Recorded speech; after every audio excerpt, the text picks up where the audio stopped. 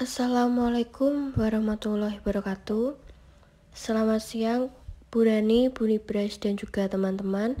Kami dari kelompok 6 akan mempresentasikan materi pada pertemuan kali ini, yaitu mengenai pengumpulan dan analisis data.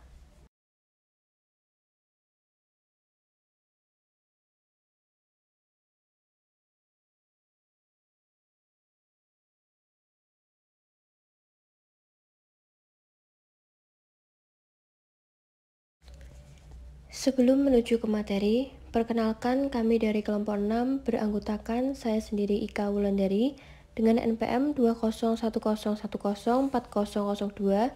Kemudian ada Restu Argarinjani dengan NPM 20101040003.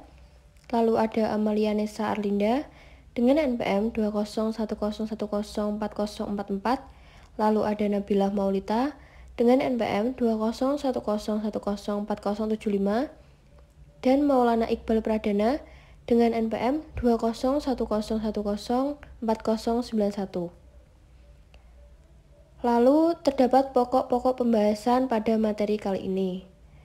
Pertama ada pemilihan sampel, yang kedua ada masalah pengukuran, yang ketiga ada manajemen data, yang keempat ada statistik deskriptif, yang kelima ada perbedaan dalam sampel berarti, yang keenam ada langkah asosiasi, yang ketujuh ada analisis varian, dan yang terakhir ada model multivarian.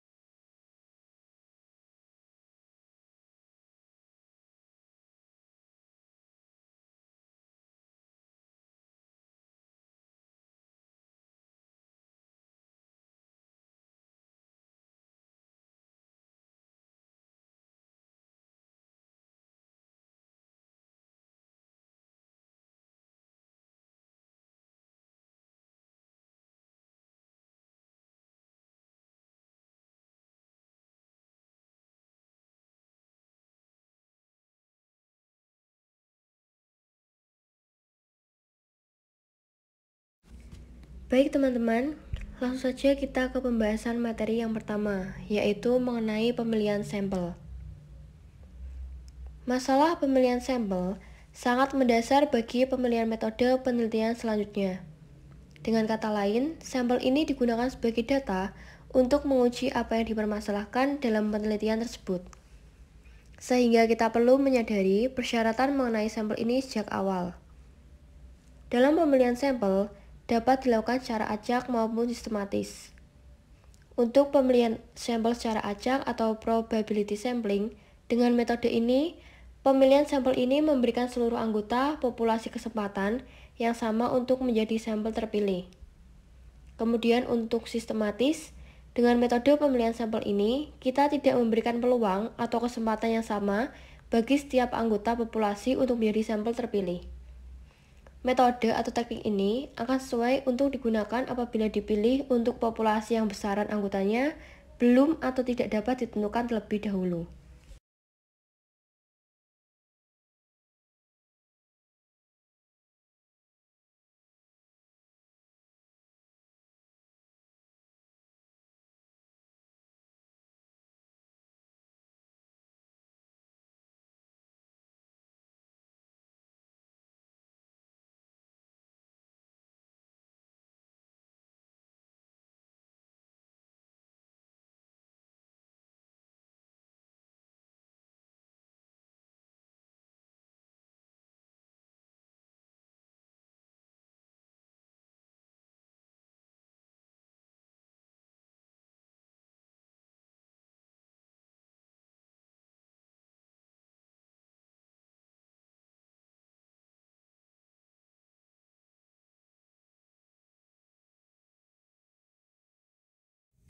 Pada slide kali ini kita akan membahas mengenai masalah pengukuran. Nah, pada penelitiannya tahun 1986, Kittir dan Judd membedakan 4 jenis skala pengukuran. Yang pertama adalah skala nominal. skala nominal ini cocok untuk penelitian yang mencari pengkategorian saja. Tanda skala nominal adalah mutually eksklusif di mana setiap objek hanya memiliki satu kategori saja. Lalu yang kedua adalah skala ordinal, merupakan skala pengukuran yang menunjukkan jarak interval antara tingkatan tidak harus sama. Skala ordinal ini memiliki ciri seperti data saling memisah, bersifat logis dan mengikuti aturan, serta kategori data ditentukan oleh skala yang didasarkan pada jumlah karakteristik yang dimiliki. Lalu skala yang ketiga adalah interval, merupakan skala pengukuran yang sering digunakan untuk menyatakan peringkat untuk antar tingkatan. Skala interval ini bersifat saling memisah, sedangkan untuk kategorisasi data diatur secara logis. Untuk kategorisasi data memiliki karakteristik khusus saat menemukan skala. Lalu yang keempat adalah skala rasio, merupakan skala pengukuran data dalam penelitian yang lebih sering digunakan untuk membedakan, mengurutkan, dan membandingkan data. Dalam ukuran tingkat ordinal, skala peringkat alternatif sering digunakan dalam literatur akuntansi. Yang pertama adalah linear atau skala grafis, sangat setuju atau tidak setuju dan menunjuk di antara ekstrim selama tidak diberi label secara verbal. Lalu yang kedua adalah diperinci atau skala kategori. Diperinci ini maksudnya label untuk menunjukkan kategori berurutan tertentu seperti sangat setuju, setuju, netral, tidak setuju, dan sangat tidak setuju. Lalu komparatif. Penilaian dibuat dengan mengacu pada tingkat kinerja tertentu dengan tujuan memberikan dasar perbandingan. Lalu yang keempat ada beberapa item atau skala Likert. Ini memfasilitasi penyelidikan dampak item individu dan subkelompok serta setiap kejadian multikolinearitas. Lalu yang terakhir ada diferensial semantik. Ini mengukur persepsi individu tentang arti istilah yang berbeda.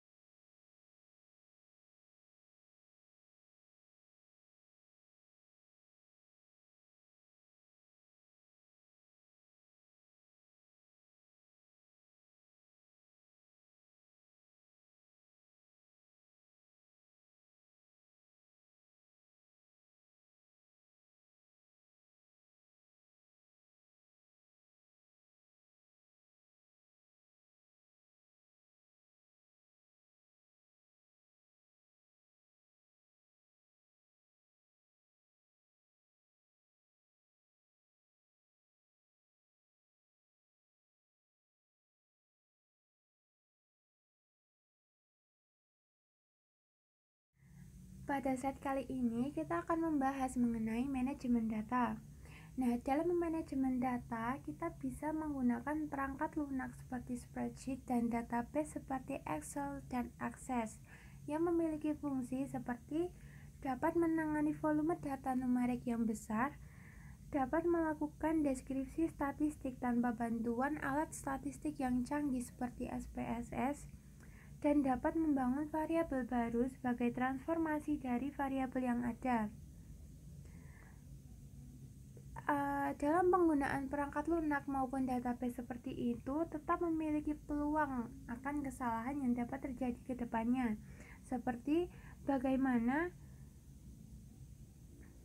perangkat lunak menangani nilai data yang hilang. Nah, untuk menangani nilai data yang hilang ini, kita perlu memeriksa dari awal memasukkan data hingga proses-proses setelahnya. Lalu peluang kesalahan yang kedua adalah bagaimana cara memeriksa kesalahan entry data. Untuk memeriksa kesalahan entry data, yang pertama kita perlu memasukkan data 2 kali. Yang kedua, memeriksa titik secara acak dan kolom secara vertikal. Yang ketiga, memperkenalkan kolom pemeriksaan. Dan yang terakhir adalah menggunakan statistik deskriptif yang sederhana. Lalu peluang kesalahan yang ketiga adalah bagaimana perangkat lunak menghindari korupsi data. Nah, untuk menghindari korupsi data ini, kita perlu menyimpan banyak file di tempat yang berbeda-beda. Lalu, untuk pengelolaan data naratif yang dapat menimbulkan beberapa masalah, misalnya seperti dengan menggunakan jumlah kasus yang relatif kecil. Solusinya yaitu dengan manual seperti penggunaan kertas berwarna berbeda untuk sumber naratif yang berbeda, sehingga dapat menjadi lebih efisien untuk melacak kontribusi individu. Lalu, masalah yang kedua adalah sejumlah besar transkrip naratif panjang hampir memerlukan penggunaan perangkat lunak khusus seperti NUDIS, yaitu mengklasifikasikan dan mengkategorikan data dan memfasilitasi pencairan kata kunci.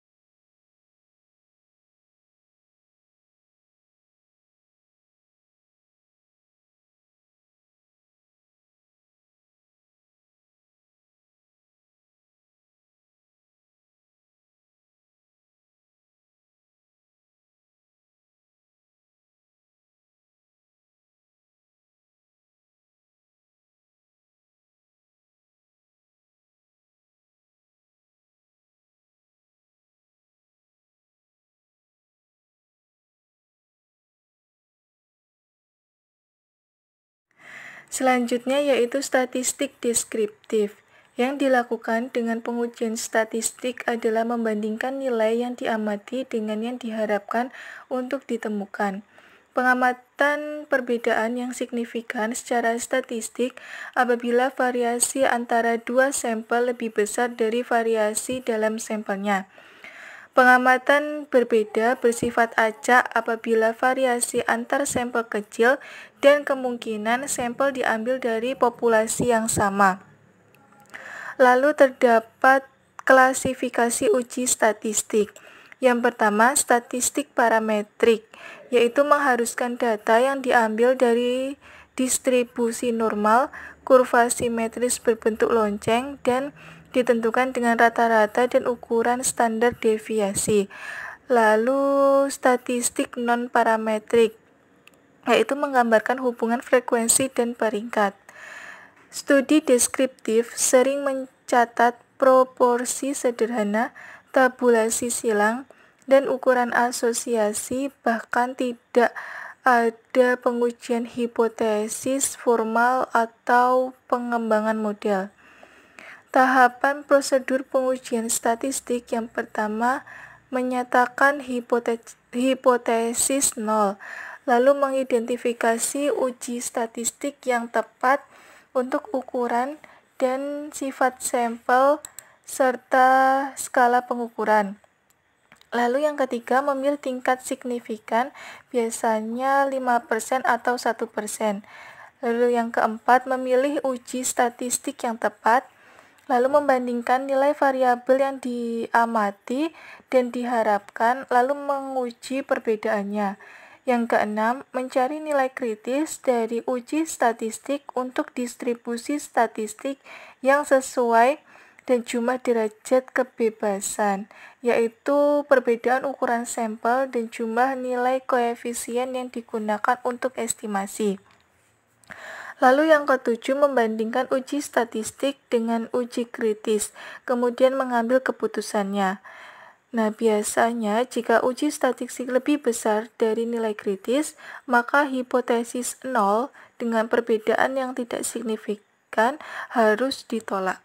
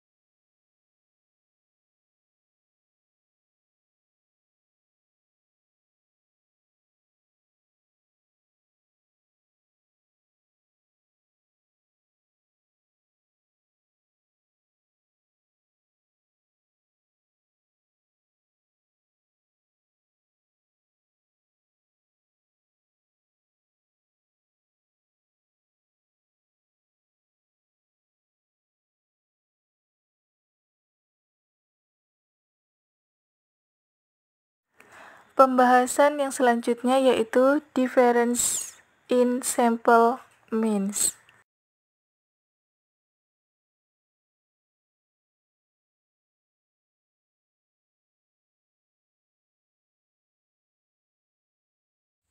Yang berikutnya yaitu sampel independent. Pada sampel independen, jika perbedaan antara sampel lebih besar daripada di dalam sampel, maka dapat disimpulkan bahwa sampel diambil dari populasi yang berbeda sehingga hipotesis nol ditolak. Terdapat beberapa hal yang akan dibahas, yaitu yang pertama, kasus berpasangan. Dalam kasus berpasangan di mana sampel yang diambil tidak independen tetapi mewakili sebelum dan sesudah situasi yang melibatkan subjek yang sama, maka kita memiliki pengulangan mengukur situasi di mana tes statistik yang lebih kuat tersedia.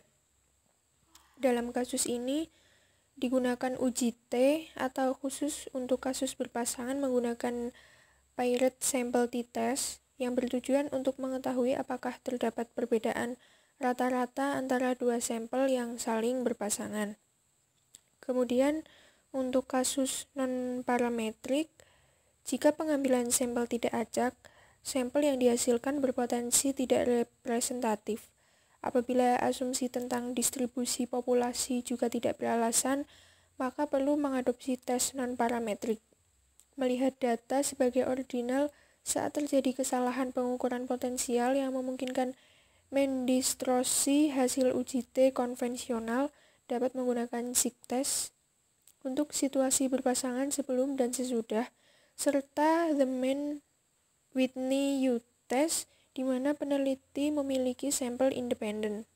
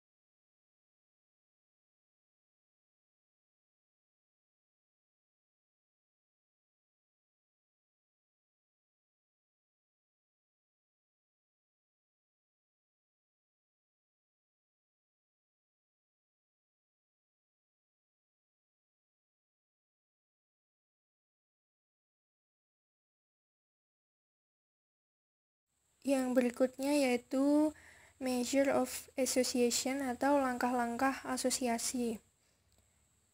Yang pertama ada koefisien korelasi Pearson atau R, melayani 3 fungsi vital, yaitu yang pertama menetapkan arah hubungan, yang kedua menunjukkan variabel-variabel, yang ketiga menyoroti potensi masalah multikolinearitas. Yang kedua, koefisien Spearman atau rho. Rho tidak berpengaruh oleh transformasi data dan menangani secara adil masalah yang terkait dengan outlier tanpa kebutuhan untuk menghilangkan pengamatan ekstrim dari data yang sebaliknya akan bias hasil analisis.